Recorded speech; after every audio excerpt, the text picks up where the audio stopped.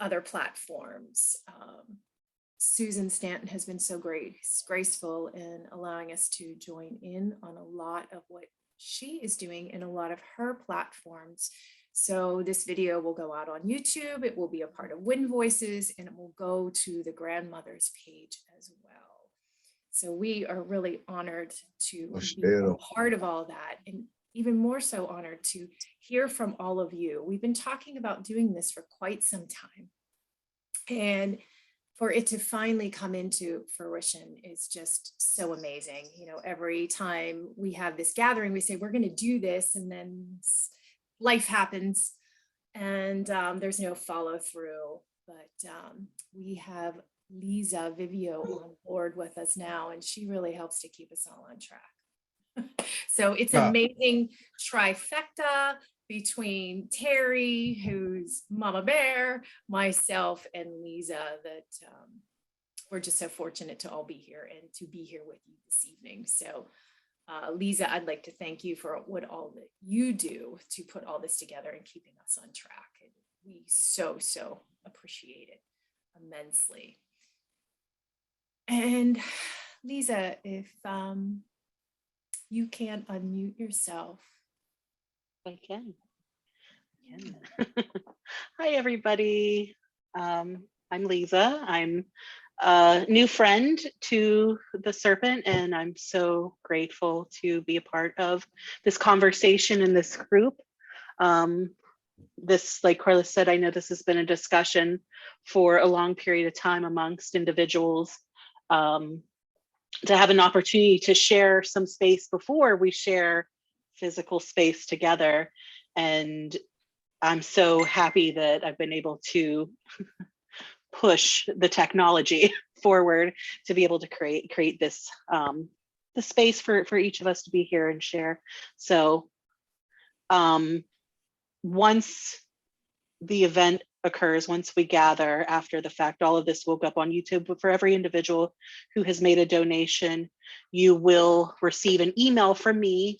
We have parked the content on a platform that Carla and I share, and it's I give you a coupon code where you should be able to access it for free. If you have any difficulties accessing it, always feel free to drop me a line, give me a call, and I will help you navigate the confusion that can come with any technologies. But I've not heard anybody have any challenges with getting on thus far. So I will have tonight's talk uploaded by sometime tomorrow, probably by early afternoon, but within 24 hours. At any point in time, if there's something I can do to assist you, please don't hesitate to reach out, and I will do what I can when I can. So I know that there's a lot of energy going around right now. We have a lot of individuals in our community, in our communities at large, that are in need. And we have a lot of individuals with a lot of different voices. And we have a lot of individuals that believe that everybody believes what they believe. And the reality of the fact is that if you remain quiet long enough, you recognize that a lot of times people don't believe what you believe. But it's our job as peacekeepers to move into the world without judgment so that we can continue to foster compassion, understanding, and honest communication between one another. And to be able to do that without resistance is so important. So we wanted to start with kind of setting that intention here, recognizing that there is a wide variety of individuals that are gathered here together for this conversation, in addition to when we all gather together in person in the real world here in a couple weeks, and to know that we don't fit into two boxes.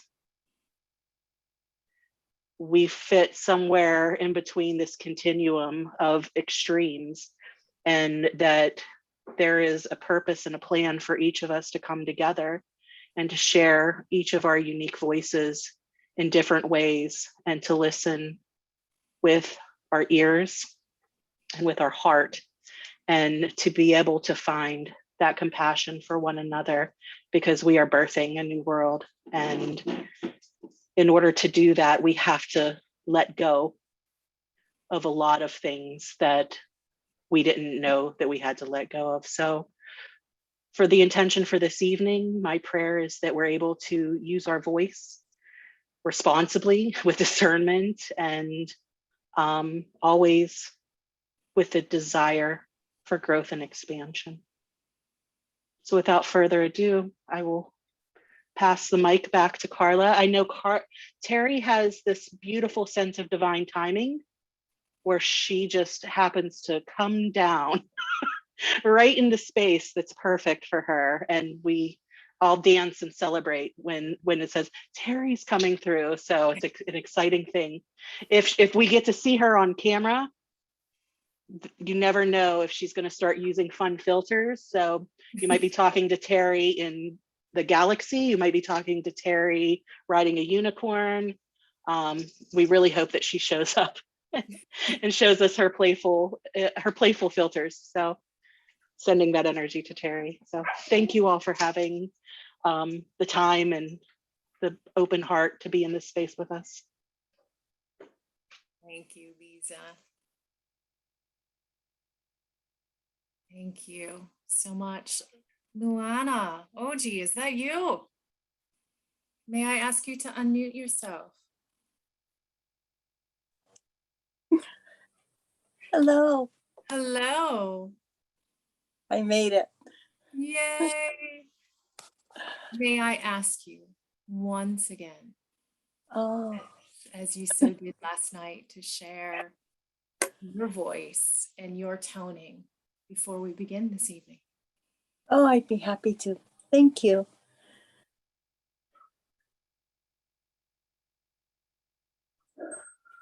Call upon Creator and all the elements to guide me and to guide the voice that is to come out, to bless each one of us and to clear the space.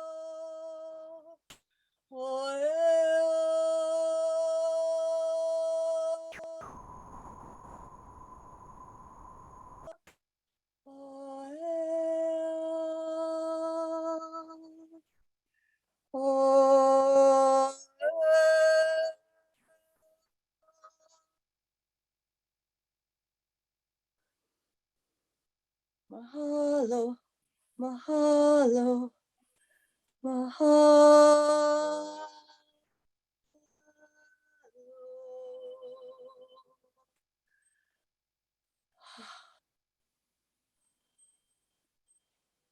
So it is. Mahalo nui loa. Mahalo. Hello. Thank you. All right. I know it's not just me. I saw Kate react. Who heard the wind? Who heard it blow in? Here we are.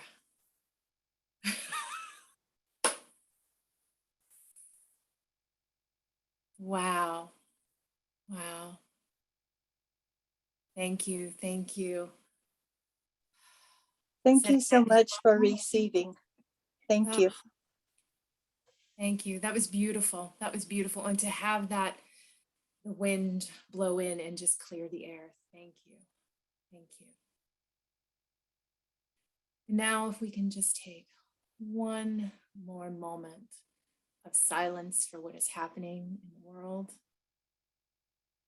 And taking a moment with Ukraine and sending all your love, all your prayers, and your thoughts to Ukraine.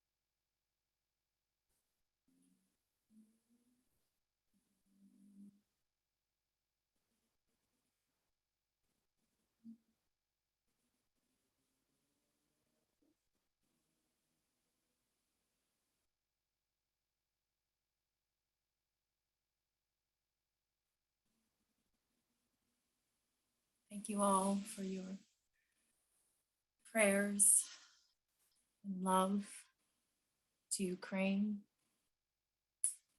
I have a beautiful connection with the Ukrainian community here in Pittsburgh, Pennsylvania.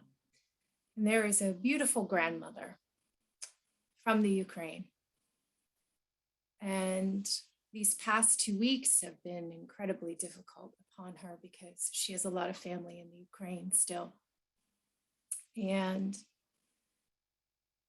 just to sit with her and hear her talk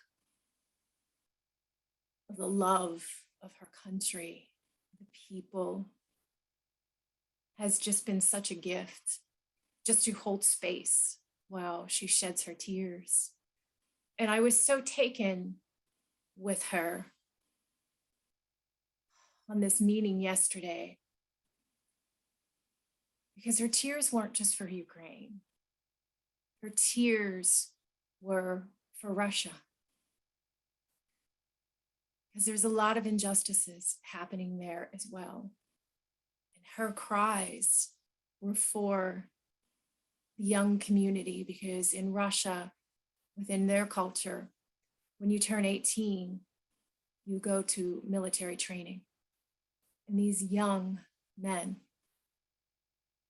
are actually being sent to Ukraine for their training. They're being sent to war without notification to their parents, without their notification, without their consent. Ukraine is understanding that a lot of those coming over to fight this war from Russia are heartbroken.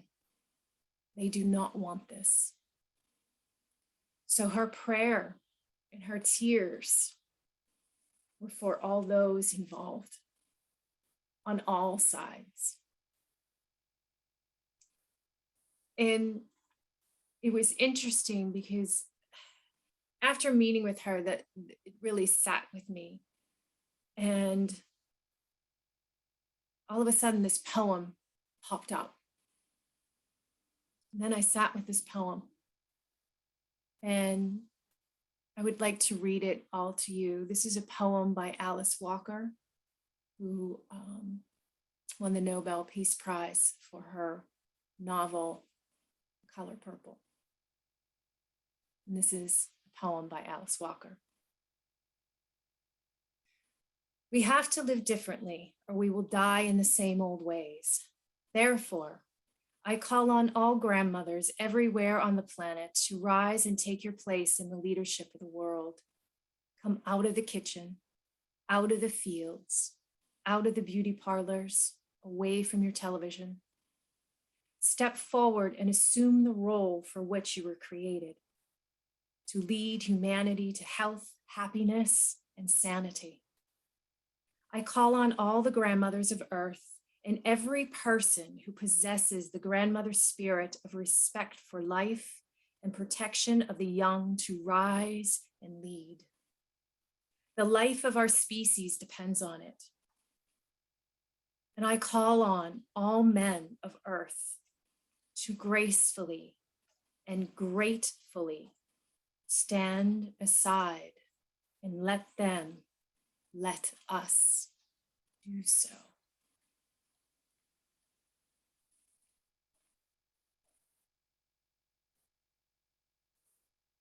That poem really struck home about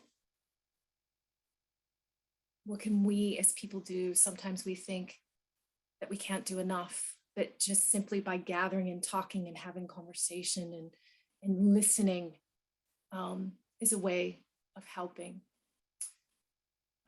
This grandmother, her daughter created a website that we will share with each and every one of you.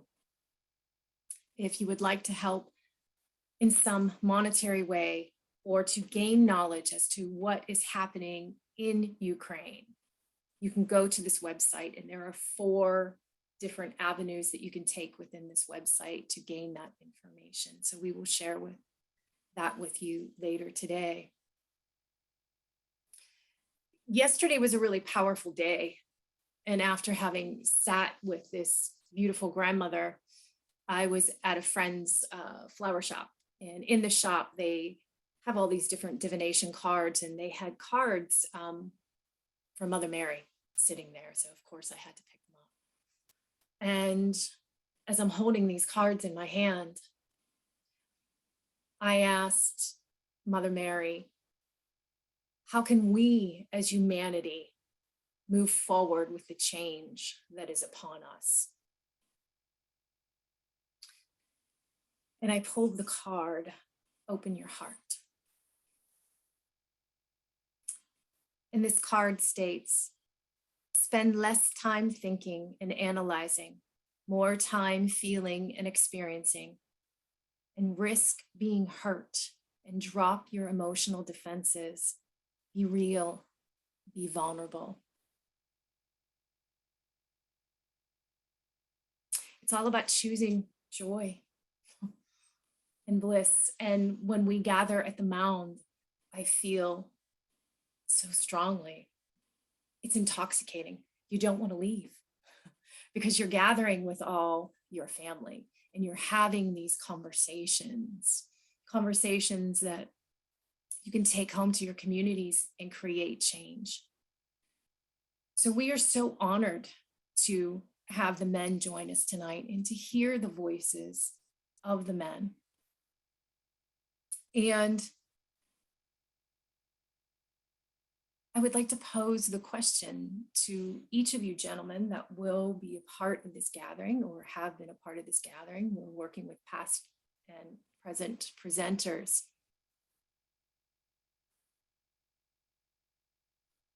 Can you elaborate on that question to Mother Mary? How can we as humanity move forward with change?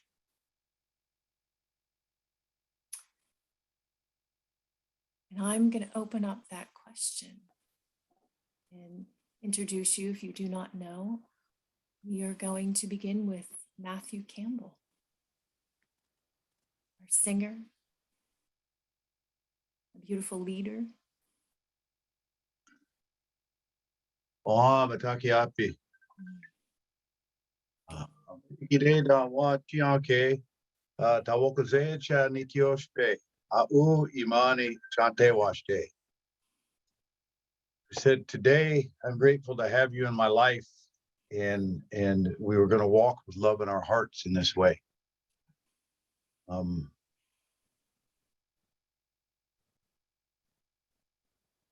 That's a big question with a simple answer. Starts with the individual. In this way, with the Jean Kaluta, we understand that noted change comes from within. Many of the elders have shown us that many of us look for answers outside of ourselves. So I'm reminded of a teaching that I received from Wambli Gleska Itansha and Wamdi Zaza Zizi Itansha and even Chapi Toi Itansha. And the common thread on all of them were to start with forgiveness. Forgiveness of self. How do we get there? I said it's pretty simple.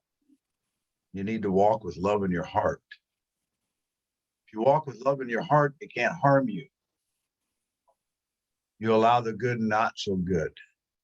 One of the simple things we do is we change our words, how we look at things. We know of what bad and good is. We've been shaped and what right and wrong is. Maybe some things that initially we believe are bad are actually good. Who decides that? We decide that. It's the individual's perception. You're going to see with your eyes and feel with your heart. So we learn to work with that connection between here and here. A lot of times in the daily lives that gets broken. We get caught up in what we have to do to make a living, what we have to do to be a father, a son, a husband, a partner, all those different roles that we carry, but we're still just one amongst many, and those many in that self. So go back to the teaching and they talk about the wisdom and the knowing that comes back when that spirit leaves the human body and travels to the universe and out into the stars and comes back. And it lands in that newborn baby. That newborn baby is born with the wisdom of the universe. It knows one thing: love. It's the ultimate wisdom of the universe. So as human beings on this path, we learn to go back to the ways of being that human being, that little baby. One of the ways we do that, and there's several, there's 7 rites that go with the Chanupa. One of them is to fast yearly. You go sit on the hill and you keep it as simple as you can. I know a lot of people have tried to change the way that it gets done for their own comfort. Spirit recognizes free will. I know one way to do it. I take a pipe and I take a blanket and I go sit on a hill for 4 days. No food, no water, and I pray. What will you do with me? Does it get cold? Usually does, because every time I go on the hill, it seems to rain. Hence the name Blue Hail. And that's okay. I welcome that. I welcome whatever the Creator has brought to me. And I'm just like that newborn baby in that moment. I'm allowing it to happen. Babies can't do anything for themselves. They rely upon us to do that for them, our parents, the adults. So I allow Creator to do for me what I want. The question is, how do we do it for humanity? Right now, we're doing it. We're here, we're sharing voices, we're sharing understanding, we're sharing knowledge. What I know is that human beings need to stop looking outside of themselves for answers. Start looking. You've already got them. You were born with them. I'll give you one more story that was shared with me by T.A. Lauren. And he talked about a time they were over having a ceremony over at Clodag's. And Grandpa Leonard has since passed and gone into the spirit world. He went before T.A. did.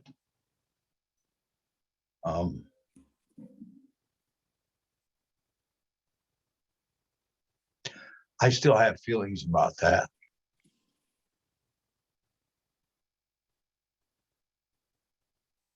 But he was telling me that they were all gathered there.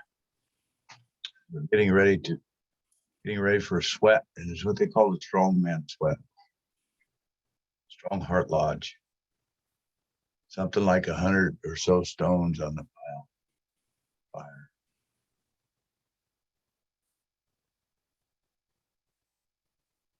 And Grandpa Leonard was standing over there just looking in the fire. And Lauren watched him for a while, and he said to himself, I need to go there and ask him what he's doing. He was young and doing this. I asked him, hey, Uncle Leonard, what are you doing? So I'm getting answered. He said, everybody wants to find answers out there, outside of themselves, out around. They're looking for it here. They're looking up. They're looking down. They're looking all around. He said, everything we need is right there. And he pointed at that fire. We as human beings share that fire. That fire is right here in your heart. That's where all the answers are. That represents the center of the universe. Ampetui, the sun, fire, for what it is for us in human creation. We only have to look here. And that gives us the ability to pay attention to what's going on out there. Opens the ears to receive what the heart needs. Opens the eyes to see what the heart needs. All these other senses we got are connected to the heart, including the mind. And like life here on Mother Earth, we're connected to that as well. This beautiful planet, this ship is traveling at the faster than the speed of light, probably. I don't know. I think there's a number on it, but I don't care. I know that it's a ship traveling around this galaxy carrying a bunch of carbon units that are looking to survive. And that if you look at everything that is created on this planet was created for us. Some was to feed, some was to help house and clothe. Everything was here, and we don't take care of that in as good a way as we possibly can. How do we get back to a feeling of gratitude and get away from taking for granted? That poses a question within the question. But we can ask questions of ourselves regularly and still come back to that place. If you sit quietly and just listen from within your heart, you'll get all the answers you need. Taking care of self allows you to be able to take care of everyone else. We cannot transmit something we don't have. If you haven't healed yourself, don't try to heal anyone else. If you haven't forgiven yourself, not going to tell you not to forgive someone else, but it'll have a little bit more meaning if you can learn to do that for yourself. It does carry weight. I'm so grateful to be a part of this. I'm so grateful to be a part of anything. I am grateful to be on this side of the grass. Many challenges within the family, an aging father to look after. And for myself, I found some answers because, I looked at that man my whole life and I never thought of him as old. But he got there and he's still there.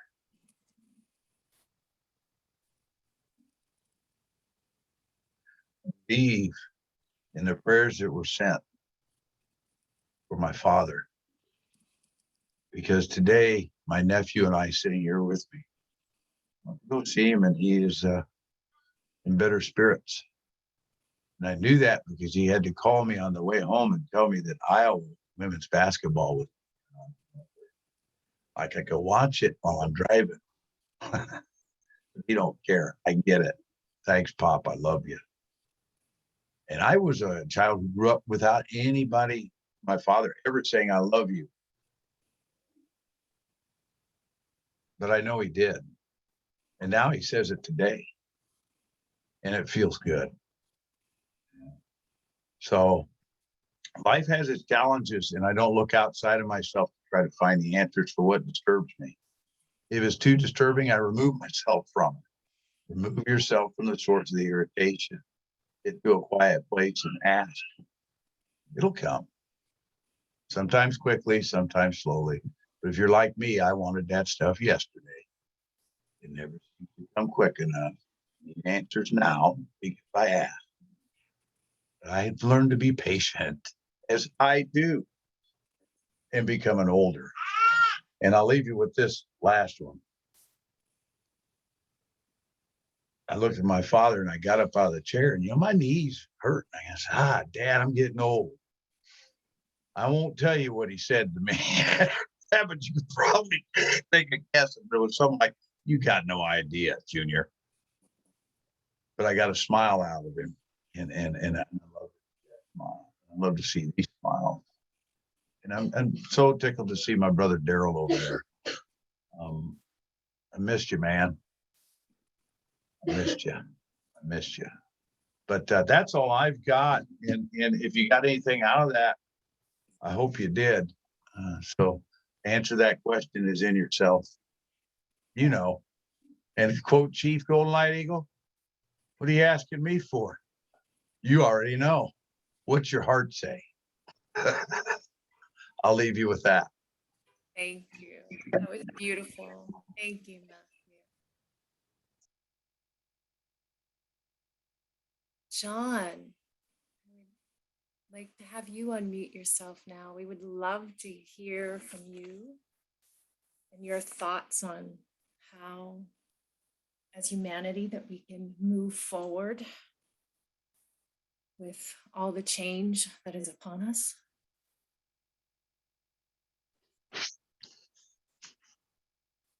I think that we're in a time of great changes, and it's the challenge to work together toward unity. And we need to be respectful of each other, to allow for the differences, to accept the diversity. It's going to take a lot of work. It's not going to happen overnight. And as we come together as humanity to remember that we're one human family, we're going to have some growing pains, as they say. And as you mentioned earlier, the birthing of a new world. I'm kind of glad I don't have to go through that labor stuff, but I think the pain that of this changes that we're having, though, there's going to be tears, there's going to be hurt, there's going to be sorrow, but also there's going to be joy. There's going to be this acceptance and a coming together of people. Most of my life, I have been gathering that wisdom from the elders and from the others, listening, being that quiet person in the corner, listening, watching, observing, feeling, and observing all that was going on. In that way, I was able to see the whole picture. And sometimes even when the spirits would manifest themselves in different ways, like Ogi brought the wind, that was beautiful. That was a blessing. That was a confirmation. And things like that can be every day. what we can call miracles, but it all is natural. That was the way that the people had lived before the invasion. That time of spirit and of magic. So we go forward to work for unity with love and respect. We'll be okay. There's going to be some chicken littles out there, and we need just to hold their hand or give them that hug or give them the encouraging words. It's okay. Come, let's talk. Maybe they just need to be heard. And I know that we're just barely getting into it. It depends, a lot of things are going on in the world. But as long as I said in Lodge, as long as we have our spiritual ears open to spirit, and we take the time to be quiet and listen to the answer from spirit and from creator within our hearts in a time of meditation, we'll be okay. And follow that guidance to hone that sense of intuition, that sense of what would the spirit say about this particular situation, and to follow that. It's not always easy because you got people talking at you, you got things in front of you, you got the cats and dogs, you got that crazy TV that are going on. And a lot of times that's when we need to take that time for yourself to do that prayer meditation. And yes, and when you need help, ask for it. Ask spirit for it. When you need help, when you need healing. There's no time to, pretend that we're strong when maybe we're not. We need to be doing grandfather's business and grandmother's business. So it's a beautiful time to be here. It's a powerful time. And I thank each and every one of you for stepping up to the plate. Thank you.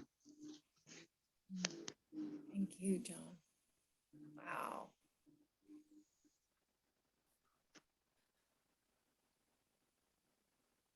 Dominic, can you unmute yourself?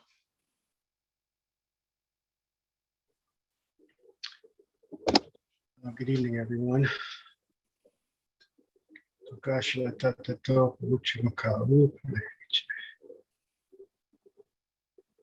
Oh yeah, well, sending a voice, thinking about that question. What can we do? Just want to echo what my brother Matt had to say.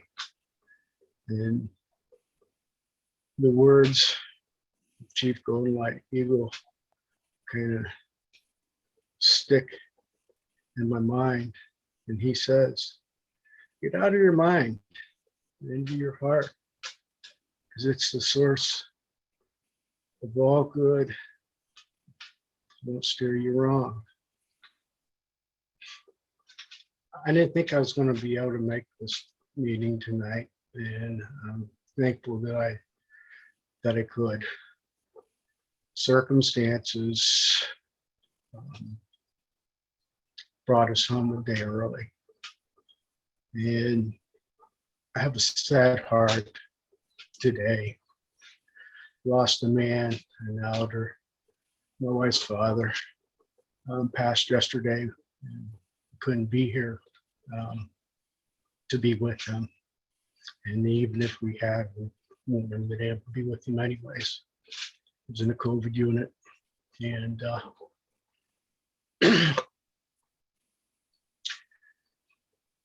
we wouldn't have been able to be with him. So I'm just right now, I'd like to say some prayers for my wife and her family.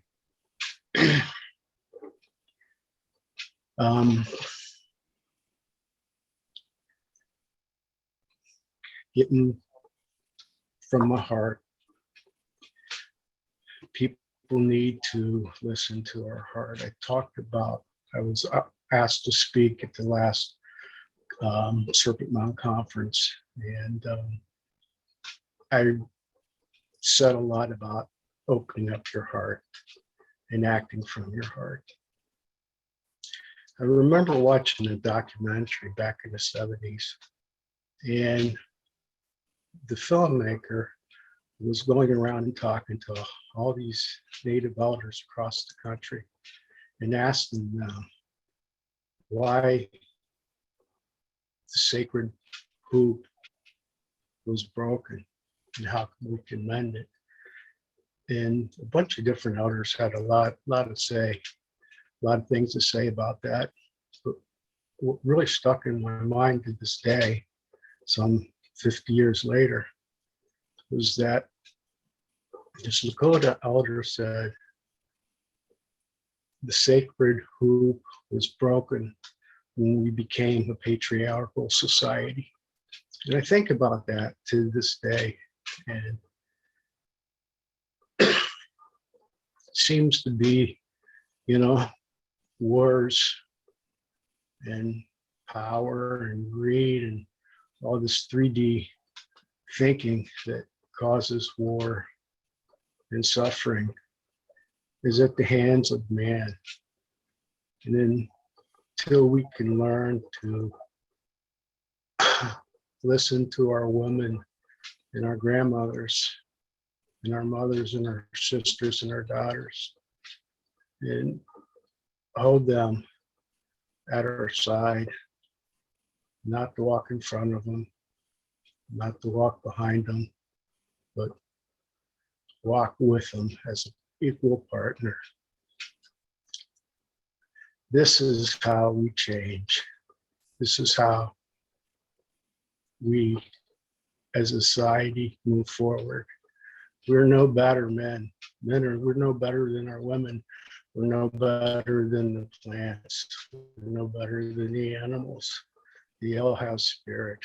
And until we can work and heal, work with the elements, Mother Earth, the water, the wind, and our hearts, we won't evolve. That's how I answer this question, is that we have to work with all our relations as equals, especially our women. Yes. Dominic, that was beautiful. It's beautiful. Much love to your family, sympathy. If you need anything, you know we're all here. We're all here for you, even if it's just to lend an ear. We are here, each and every one of us. Much support to you. Daryl,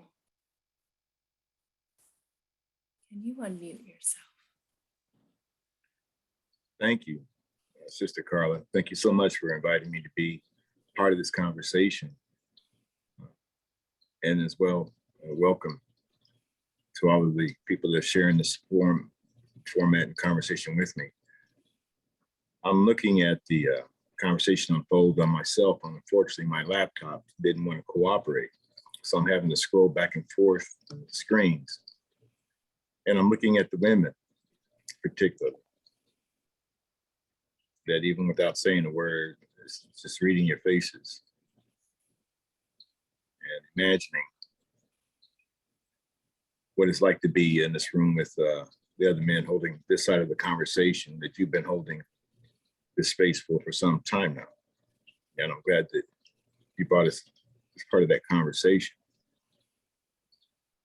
I'm also reminded, and I will answer your question because it is a very interesting question, given where we're at right now. But about 2 weeks ago, a gentleman shared with me a video of Marian Anderson, the woman, the Course on Miracles. That was her. But she was at a gathering in a church some years ago, and she was addressing the issue of racism. And it was a very thoroughly mixed congregation. And she had people that get up and speak a little bit about their experiences, black and white, trying to make some amends to some type of healing. And so at one point she had everybody in the church stand up, and she had written a prayer that she read out loud. And she asked all of the, we'll say, non-melanated people to reach out and touch a melanated person of color, as they said this prayer line by line with her. And it got to the point where it says, you know, asking you to forgive us for some of the wrongs inflicted on people of color, ask to forgive them and to pray for the men, the black men in the community, because of some of the challenges we have with the criminal justice system. She prayed for forgiveness for the black men who had been murdered at the hands of law enforcement officials. She prayed for the sons of the mothers who are hugging on their kids from the other side of a jail cell. And what was compelling is she's going through this prayer just out of nowhere. This black woman screamed. It was a blood-curdling scream. Even at this moment, you know, it just brings water to my eyes. She must have let out 7 or 8 screams. It broke the silence. And that scream said it all. And it reminded me of the pain, like in her case, what it is to carry 400 years of pain in your belly that you just can't talk about.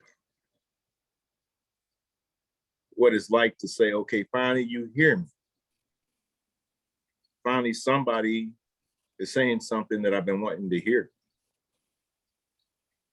And as I look at these women's faces, I'm not unmindful of the fact that we live in a male-dominated culture and society here in the West that they created.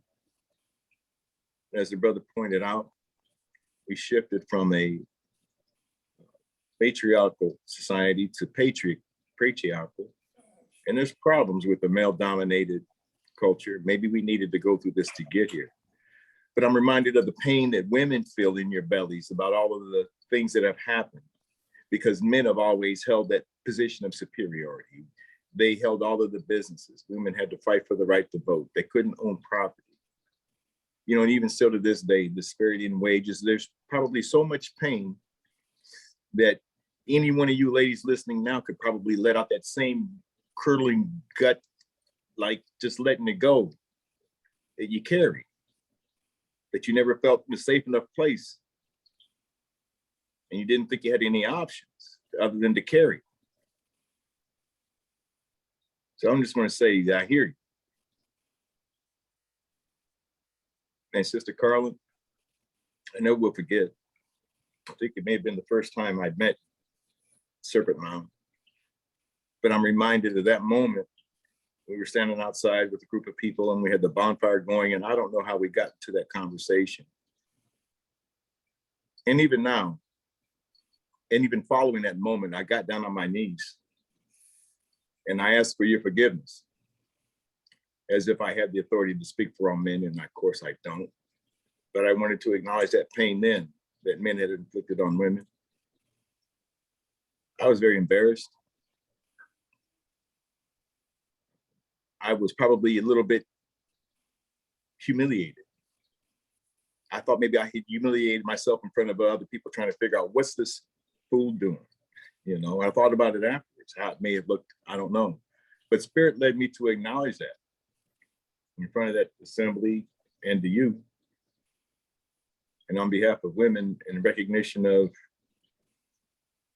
the conditions that men haven't made it any better for women as of yet. Now here we are, that's probably been 7, 8 years ago. So we are in a time now, though, of transition.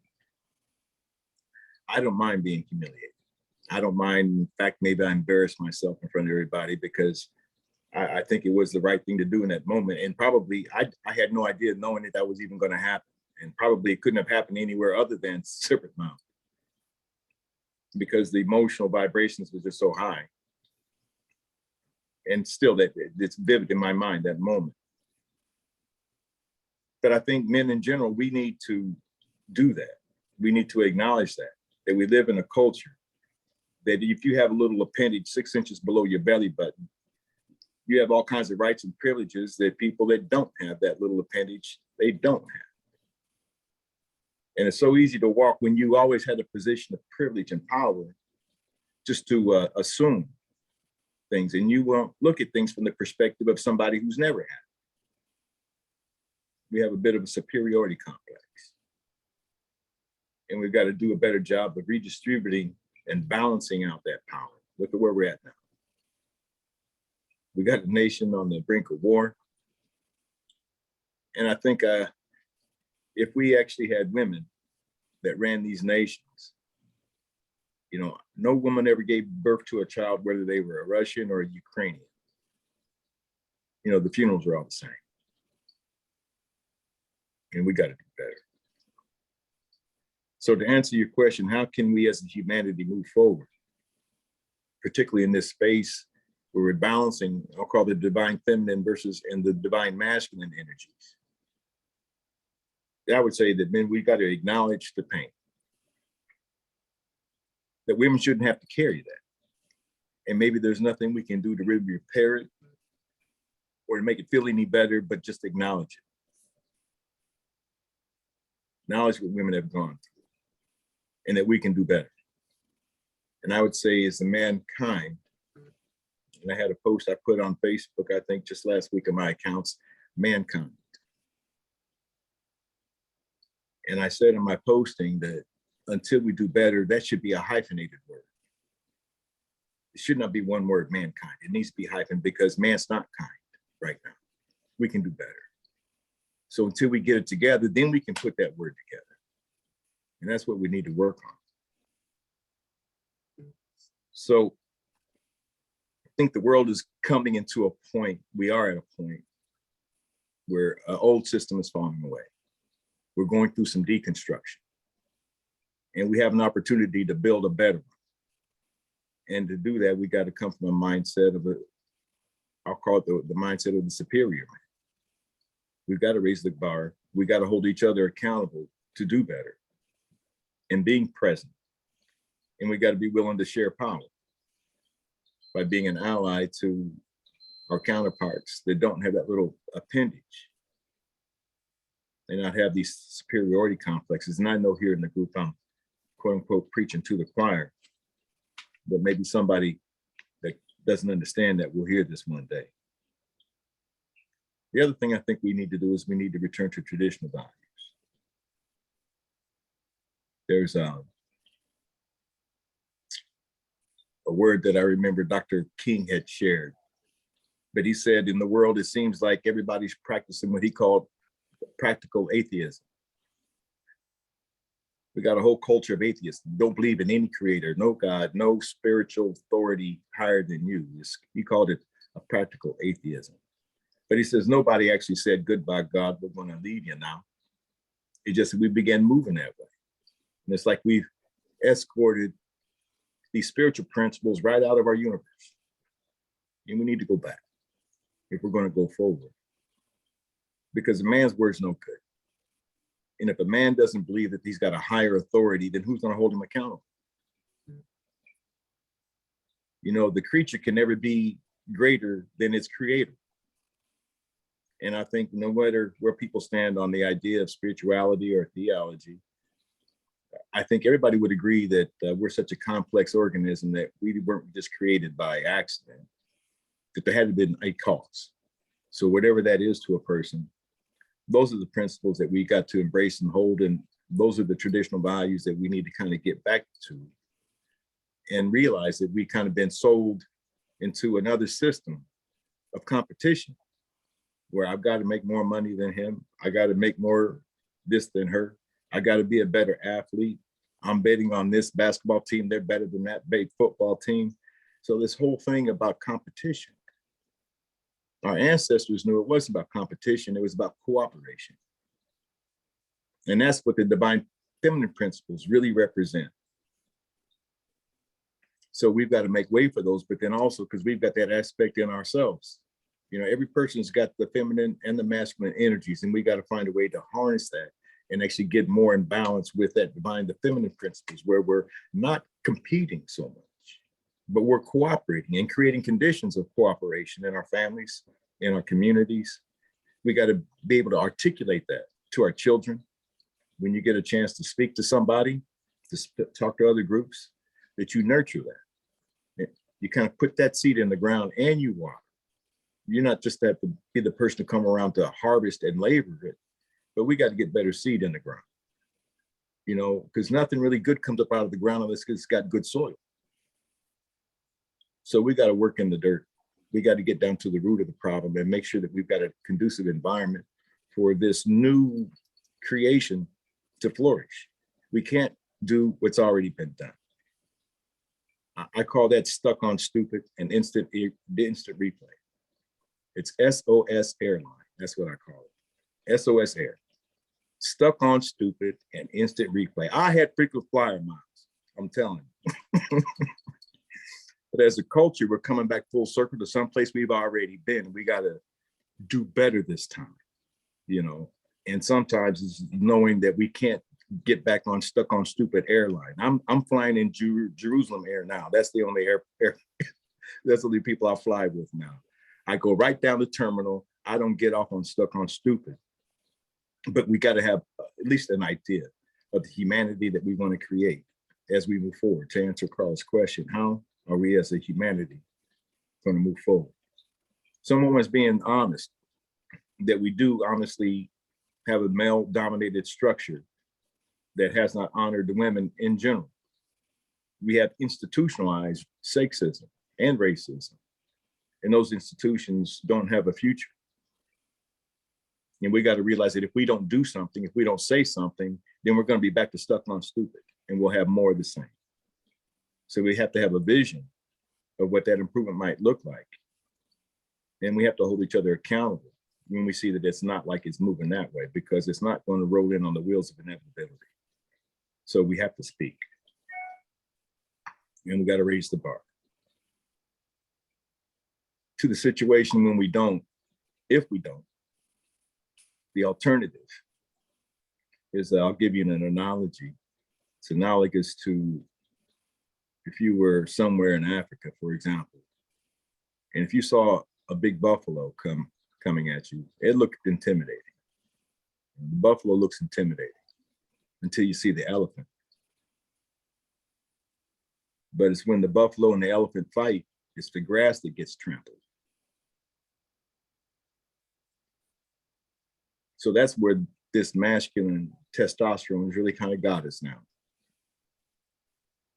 So we got to tend to the grass, being an analogy for the people. And no matter what is going on outside these areas that we don't have immediate influence, we can influence the things in our immediate circles. And if it looks like small, it may be an insignificant contribution. There's a story of a little boy who was walking up and down the seashore, picking up starfish that had washed in with the tide. And he'd scurry up and down the seashore and try to throw them all back in when the tide went back out. And there was another couple that was watching him do this for 20, 30 minutes. And the guy walks up to the kid and says, you know what you're doing doesn't make a difference. You're not making a difference, kid. You're just wearing yourself out. It just doesn't make a difference. And the kid just looked up at him, and the tide came back in, and a starfish washed up on his foot. And he just looked up at the guy, and then he reached down and he picked up the starfish and he threw it back in the water. He said, it made a difference to that one. So a lot of times that's how our opportunities look. That's how change happens. One person at a time, one life at a time, one opportunity at a time. And that's what I mean by raising the bar and holding each other accountable. But everybody's here to make a difference. And I'm talking to a room of people. If you weren't a person of interest that had that leadership capability, you know, everybody's got a purpose. We all have a purpose. The world tells you that you have a function, and the world lies to men and tells us we've got functions. And so we have a function to get a job. We make tools that have a function.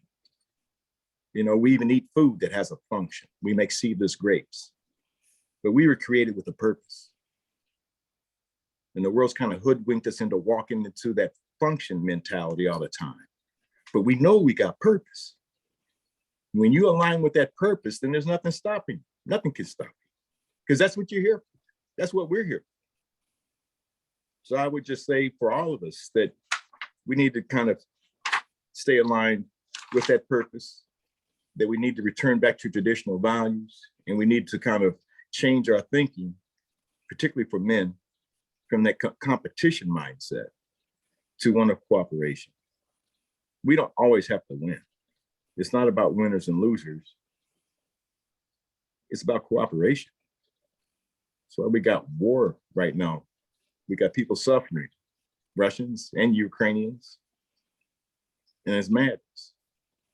And it just tells us what the logical conclusion of this senseless type of thinking is. And the logical conclusion of war is genocide. And who wants that? That's not what humanity's here for. So that's our opportunity. And we got to fix that. So I'm glad I'm here with you, ladies and gentlemen, because we are in labor. We are pregnant with potential right now, and we're just going through some growing pains. We tell you, who was it? Was it brother? What did he say? Maybe it was John, but he's glad that women are the ones that go through labor. But right now, humanity is in labor. We are giving birth to something new. We're experiencing some contraction, but we're gonna be all right. I see you in the delivery room. Thank you. Daryl, that was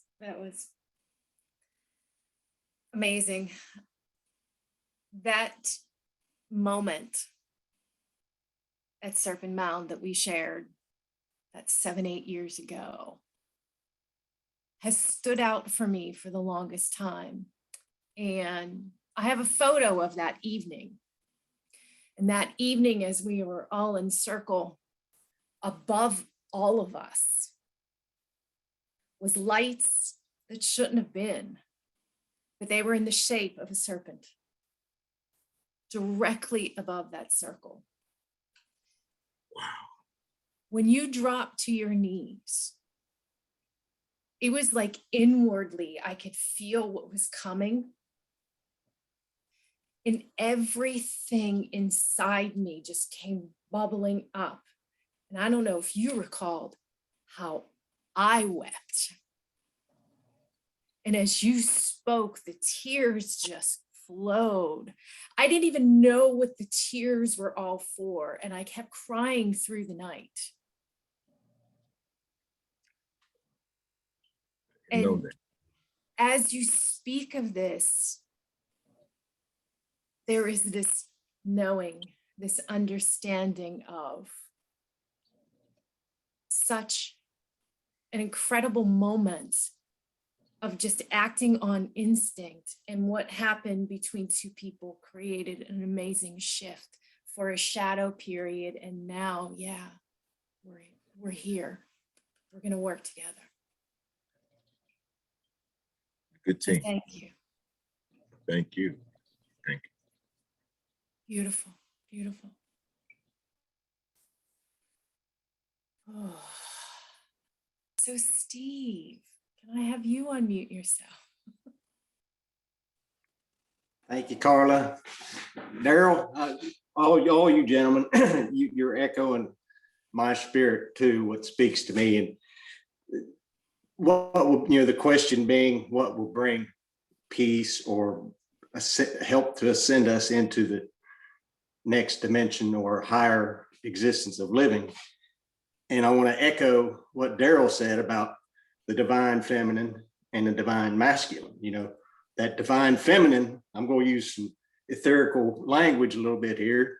The divine feminine has come onto the earth plane. It's created this dance between the masculine, this dance of energy. This energy has created a storm around humanity. This energy is creating events, whether it be a war, whether it be a virus, whether it be racial divide. It's bringing up the collective stale energy from centuries, decades, eons, who knows. This energy swirling around is coming up for us to heal. Don't attach to the events as best you can. I'm not saying don't honor them, don't send them love, positive energy. I'm saying don't attach to it, because when you do, you're going to wind back up in the storm. We're called at this time to be the eye of the storm, the peace, the way showers, the guidance system to help our other brothers and sisters to allow dense energy from generational past to heal those wounds. We have to never forget, but we have to let it be, because each event that we see maybe as negative was something for us to grow from. We have to honor our dark side. We have to pay homage to the darkness, because without light, light and dark have to exist, or we don't exist. So be the eye of the storm, because the events are going to continue to get more intense. This, whatever's going on over in Russia and Ukraine, yes, it's terrible. Send love over there. But the events that are coming are only going to get stronger to wake up our brothers and sisters out of this dream of life, this dark matrix we've been living in. So do your best, and I'm preaching to myself as I say this, not to get caught up in the events that happen, because nothing happens to us. Everything happens for us. And, Yeshua said it best, try not to attach to too much. Just know I am. I am that I am, and allow these things to happen. I'm not saying do not recognize them, just be the observer of them, not the attachment of them, because we're feeding that negative energy. We're keeping that event alive. I mean, that you can bring quantum physics in with that. Our emotions, the emotional plane creates the physical plane. So whatever we're reverberating out into the world, that we're saying this world is bad, this world is no good, that's what we're going to see. We're going to continue to see those events. We have to say, this world is beautiful.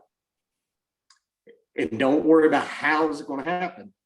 Just know that it is, and it will be. Thank you. Thank you, Steve. Thank you.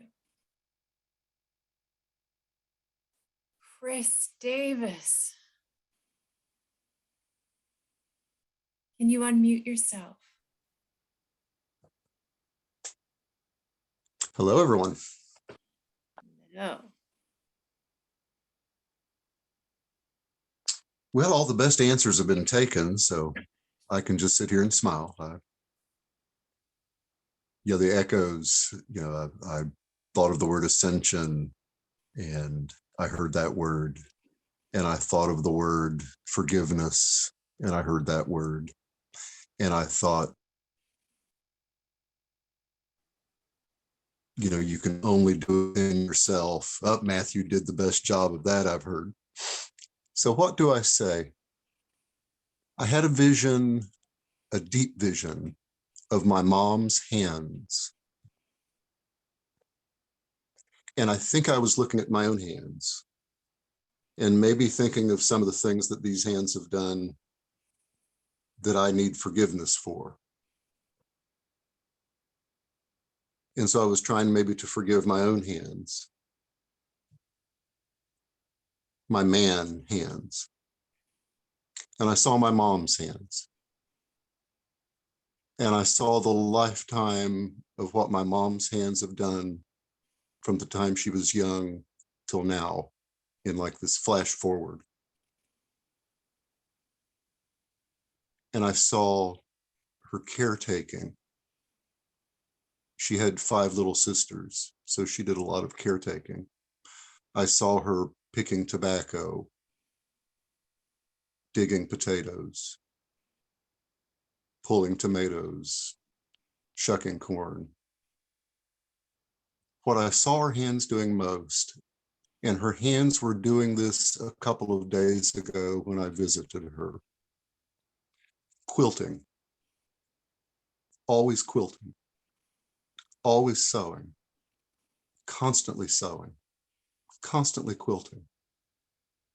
Yes, Daryl, we're in this deconstructed world right now. There are all these pieces around us. And what would my mom do with those pieces? And what would her mother do with those pieces? And what would her grandmother do with those pieces? They'd make a quilt out of them. And these quilts weren't for them. Usually the quilts they're sleeping under are shabby quilts their grandmothers made for them. But they're spinning out these quilts out of all the scraps and pieces, all the scraps and pieces of life. And my great-grandmother and my aunts and my mother can look at those quilts they've made and they can tell you where each scrap came from. This was my sister Bettina's dress when she was 5. This was, Daddy's jeans. They can't throw away blue jeans, but blue jeans get made into quilts. I'm starting such a quilt myself. I have a blue jean quilt. It's just in squares right now. But that taking the pieces and constructing something that is love, because why is my mom to this day making quilt? I don't need another quilt. She just made me a chicken quilt, gave it to me recently. I don't need this quilt. But that's how she says LOVE. And that's how the generations of women said love. And my grandmothers are inside of my head tonight as the men have been speaking. It's been my grandmothers who've been quietly there with me. And I'm thinking about what my grandmothers taught me and what they showed me with their eyes every time I got to be in their presence as a child. And they held me with this treasured love and made me feel so special. And I don't know, I thought that I ever thought much about it. I just thought that's the way it was. And I feel sad when I hear of other people that didn't get that grandmother love that I got. I mean, I was treated like a prince. And I wonder, and I've wondered why. And now in my adult life, as I've thought about it, well, why would my great-grandmother treat me like a prince? Why was it important for her to have her husband's, my great-grandfather's World War I uniform out when I was 18 years old and say, try that on? And it fit me perfectly. He died young, by the way. So what did she see in me that she held me in so much love? And another grandmother, same thing. Just like I was a little prince. And it wasn't until my adult life that I got to thinking about all the death that she experienced through her life. It was a time of tuberculosis in Kentucky when she was growing up. And she talked about how every porch had a coffin on it when she was growing up. There was the flu when she was a teenager. And there was that tuberculosis that was just taking so many people. She herself suffered through it. So that love of the grandmother given to me that I carry to this very day. And that was echoing in my ears as the men spoke. And I thought about these grandmothers and again, their hands making quilts. And my great grandmother, if it was the summer, her feet were bare and she was shucking corn or working in the garden. Always wanting to provide food, and the quilts were warmth, and that was love. And so we men need to call these memories back if we have them, and look at everybody that we see with that same love that our grandmothers carried for us.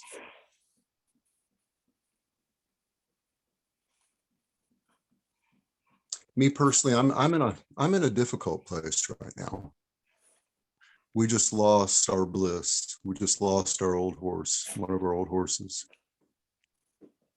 And the night we lost him, I walked, it was icy, and I was walking through the dark pasture, and I walked and walked and walked, and I never could find him. And I tried my hardest. I thought I was doing my man's job. And Connie, my wife, was worried about me and wished that I wasn't down there on that icy hillside pasture. And I never could find him. And later to find him, because he had fallen and he could not get up, and it was his time. When the horse goes down and can't get up, it's their time. He was nearly 40. And I know what, and thinking myself a champion, I would have given my every bit of strength to try to help. And he was found, of course. And I couldn't have done it. And I might have killed myself trying.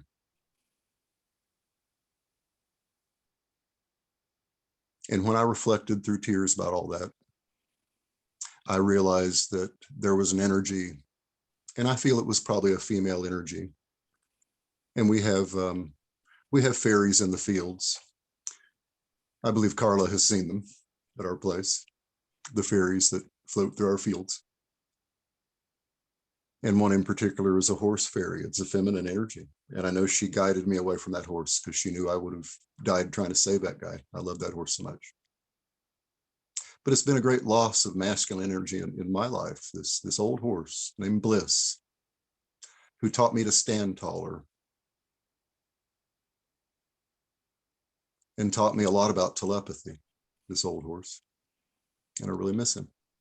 And then our Bo, our old male dog, has had a stroke. And he's come out of it, but he's not the same dog he used to be. And so it feels like I'm losing here in my homestead, the powerful masculine energy that I've kind of relied on.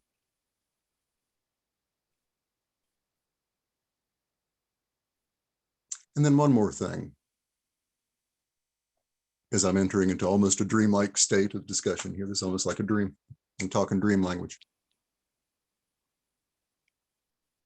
I had noticed a pair of mourning doves, and they were pair bonded. And it's, the time where they're getting a little more aggressive, and mourning doves are actually a pretty aggressive bird. But we have a tall set of windows in our living room, and sometimes the birds crash into the window. And I wonder if it's that they're seeing their own reflection and maybe fighting their own reflection. And this male mourning dove fought himself so hard into the window that he broke his body. And it's been hard when I think of a dead male dove laying outside of our living room window as a kind of a metaphor that if men don't control their masculine energy, to be redundant, we'll smash into our own reflections and break ourselves.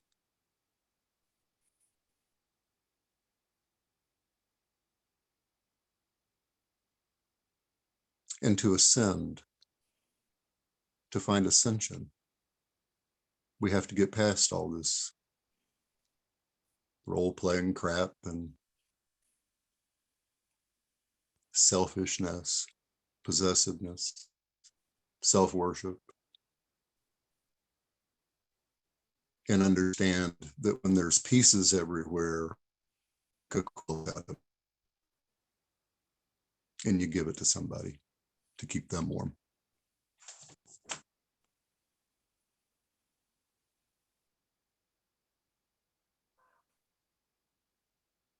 Mateo. Oh, Mateo.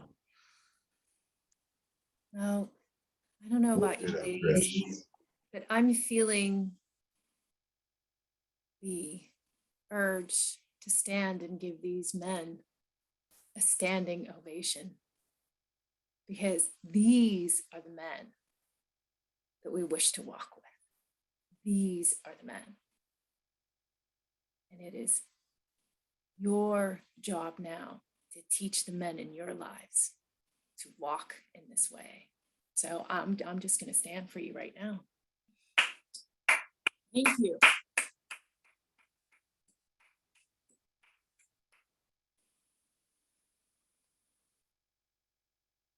I want to open the floor up these last few moments to the ladies. Is there anything you would like to say to these men, these beautiful beings that gather here with us today? If you would like to comment, please unmute yourself.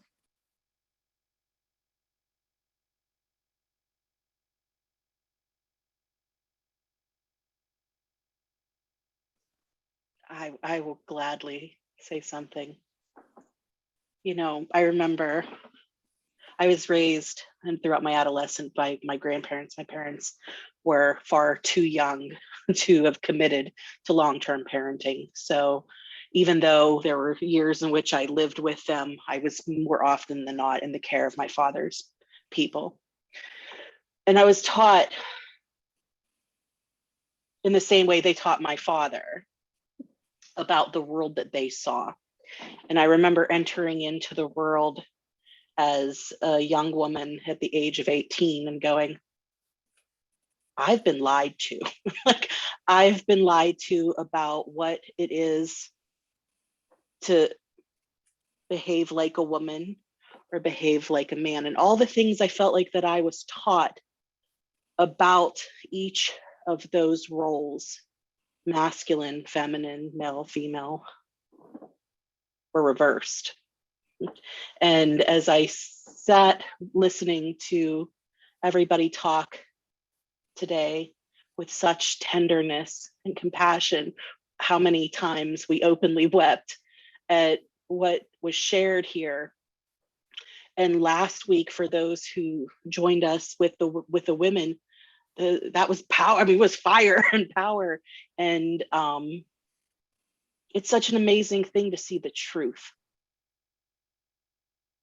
So I just want to sit with that gratitude and recognize the truth of what is, which is, don't judge the book by its cover, because you might have got the wrong instructions.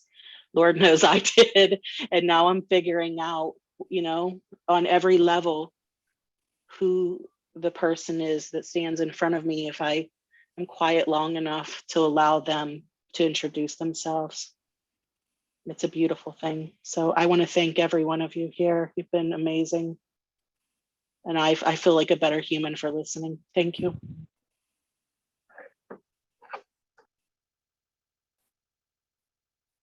Thank you, Lisa, for all that you do. And you, Carla, all you women, all that you do for us. Gratitude, silent or in the open. Just thank you for being you. Without you, there'd be none of us. And how soon does man forget that? Where would I be without my mama?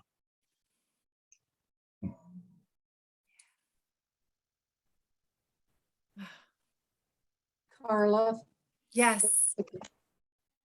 I'd like to share something. My Please. voice is a little weak. Can you hear me? Yes, absolutely.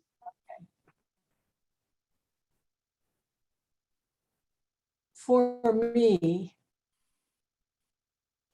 first of all, what you men said was incredible. I feel honored to just sit here and listen. It brings back some memories of the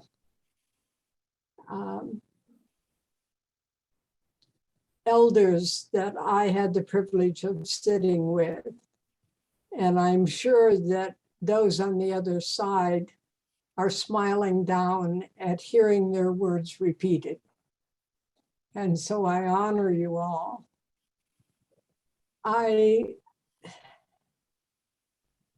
always have a challenge unless I get triggered, and I got triggered this week, but I always have a challenge with labels. And so when you talk about a male and a female, for me, that's still separation. So if you could take your consciousness to a point where you can recognize we, and that whatever person you're looking at is a reflection of you. And they will mirror to you exactly where you are and what you have not healed. If it triggers you, you haven't healed it. If you say, oh yeah, they're doing a great job, I really believe that, then they are reflecting of you. So Grandpa Dubray told me something once, which has been my mantra, I guess you'd call it. But he said, life is a ceremony. End of conversation. He was talking about some of the ceremonies that the men were doing, and he said, you know, they don't have to do this as long as they remember that life is a ceremony. So I'm going to give each of you a challenge, and that is that you go 1 week, instead of using the word I, that you use the word we. Now, you can't do that on your jobs, but at other times you can. And you will be amazed at how it'll change your life. So, Wopila for letting me share, and bless every one of you. Thank you for sharing, grandmother. Thank you. Challenge accepted. Exactly. I would like to just to Carla. thank. Absolutely, Kate. Go right ahead. Oh, Kate, yeah. Yeah. Hi. Thank you. So grateful to be here this evening. My heart is so full, and I'm a crier, y'all know that.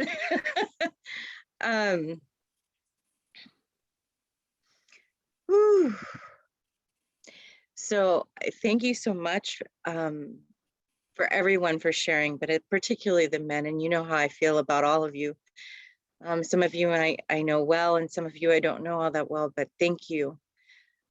This has really been like a culmination, and it's so beautiful today because I was in meditation earlier today, and it's so amazing because I really didn't know what we were doing tonight, but it's so beautiful because it was just like a confirmation of what came up in meditation today for me, and it was absolutely beautiful. So I just wanted to kind of throw that out there a little bit because it was about what's been going on for me for like the last 1.5 to 2 years. It's been a walk. It's not just about me, but it's an ancestral walk and things I've been doing about healing for me, as a woman, as a female, and it's my also ancestral healing for the women in my ancestral line that I've been working on. And it's been an amazing journey. And I feel like this is kind of like, I apologize for that, the culmination. And it really feels like it's coming to, I can just feel my heart chakra just like really heating up right now too, guys. So it's like, it's really awesome. And I just wanted to say thank you to everyone so much for sharing so wonderfully from the heart. And Chris, I sent you a little message there. Just wanted to make sure you saw that, because something else came up for a confirmation in something we shared at the ancestral dance in October. Just wanted to make sure you saw that. And thank you so much, grandmother. Thank you. Wopila to everyone. Thank you so very much. Mwah.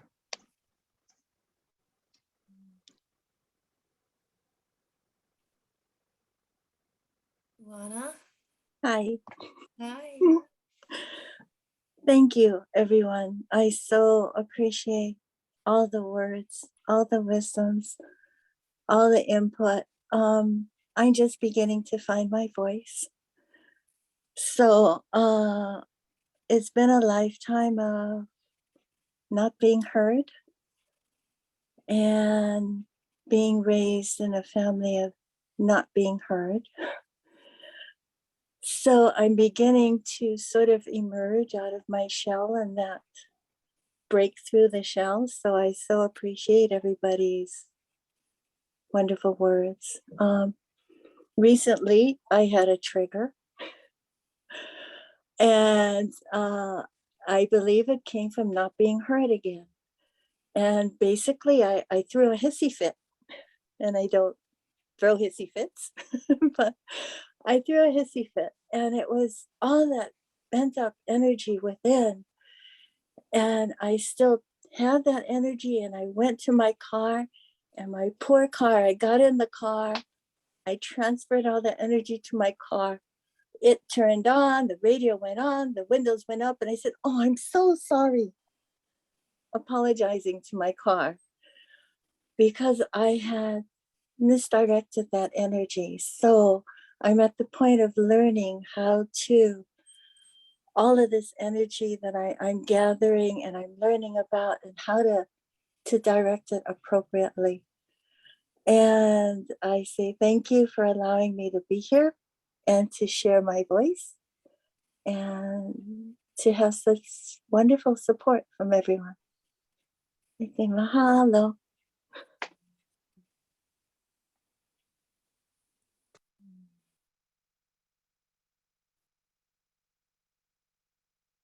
It has been such a pleasure to be in circle with each and every one of you. You know, as women, we have been joining in circles for millennia. And now we get to share that with all of you. And it is a true honor.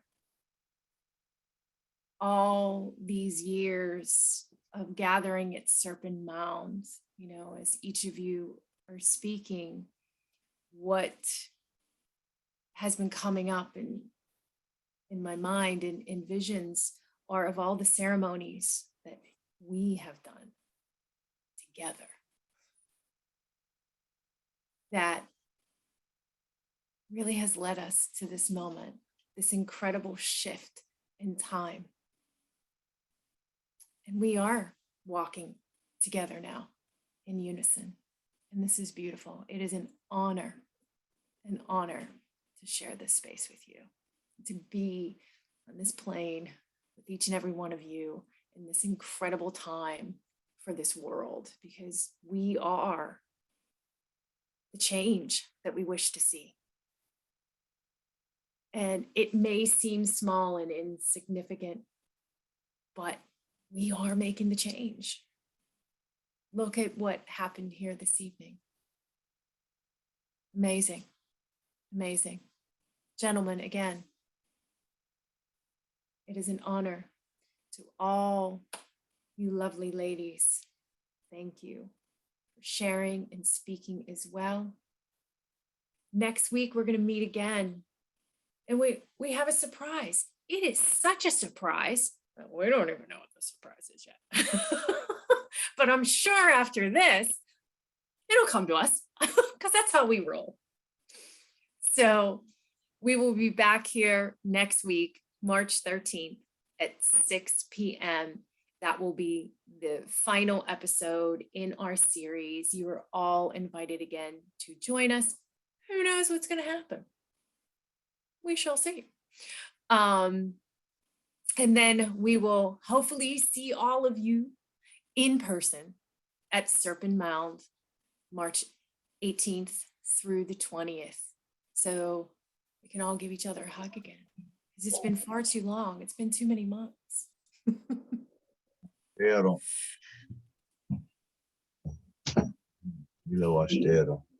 I accept your challenge too, Grandma. Be there. I'll be there. We can do what I cannot.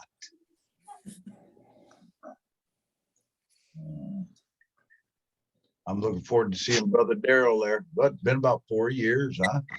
It has been. It's been way too long. Yep. Way too long. To be there with the family, and I need to kind of get that recharge that I think can get. I'm actually going to be doing an experiment with another sister I met in London. She's going to be at one of those ley lines. I don't know if it's going to be Stonehenge or Aubrey. But she's going to be doing 1,000. And we're going to kind of just, I don't know what to expect to show up, but we're going to kind of connect in the Akashic and connect the energies from there to here. And boom, it's on and popping. Let it go. Yeah. Bam. Nailed it. Nailed it. So, yeah. It's gonna happen. So when It's you get there, just want to participate. Then I really don't know what to expect, but she does this for a profession out in England, and she's really just hyped because she's heard way in England. She's heard about. She says Serpent Mound is one of the most powerful portals. So she's just geeked, and I thought Stonehenge had it going on. She says, "No, baby, that's nothing compared to the Serpent." The healing. Hey. Yeah. We all going to come out with upgrades too. We're going to be like Neo. We are. We are. Definitely. We're the difference. We're the solution. The example. And to quote Grandma, it's a reminder that all life is a ceremony. That was wonderful. And Carl, I want to thank you again just so much for holding this space, through all this time and through the pandemic and making this opportunity available and really kind of helping add more synergy to what's coming up when we get to Serpent Mound and with the lineup with Equinox. I just thank you. I just applaud what you do. And keeping us in conversation. So thank you. Thank you. Yeah. Thank you all. Again, it's always a pleasure to be with each and every one of you. You make my heart sing. Big smiles. Love you all. I'll see you next week, and then at the Serpent. I'll be on next week. See you all and listen. Good night. That's how we live. Night. I'm out. Love you all. Peace. Doksha Ake.